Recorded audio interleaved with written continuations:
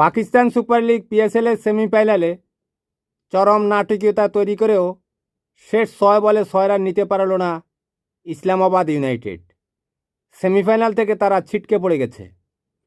ইসলামাবাদ ইউনাইটেডের শেষ 4 ওভার অর্থাৎ 24 বলে দরকার ছিল জয়ের জন্য 54 রান।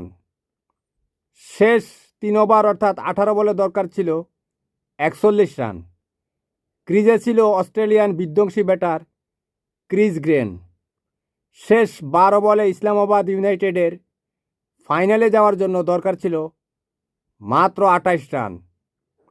19তম ওভারে ক্রিস গ্রেন 22 রান সংগ্রহ করে ফেললে জয়টার গ্রান্ট পাচ্ছিল ইসলামাবাদ ইউনাইটেড।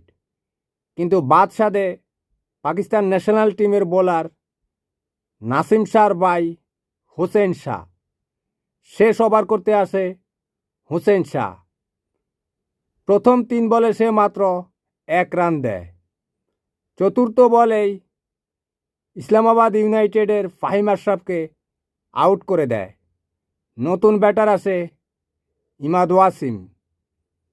ইমাদ ওয়াসিম যখন ক্রিজে আসে তখন দরকার ছিল 2 বলে 5 রান। ইমাদ ওয়াসিম 1 রান নিয়ে স্ট্রাইক দেয় সেই বিধ্বংসী ব্যাটার ক্রিস গ্রেনকে, যে কিনা 1 ওভারে 22 রান সংগ্রহ করেছিল।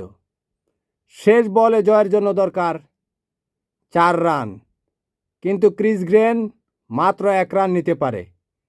2 রানে জয়ী হয়ে এই নাটকীয় ম্যাচে হায়দ্রাবাদ কিংসম্যান ফাইনালে চলে যায়। আল্লাহ হাফেজ, ভালো থাকবেন।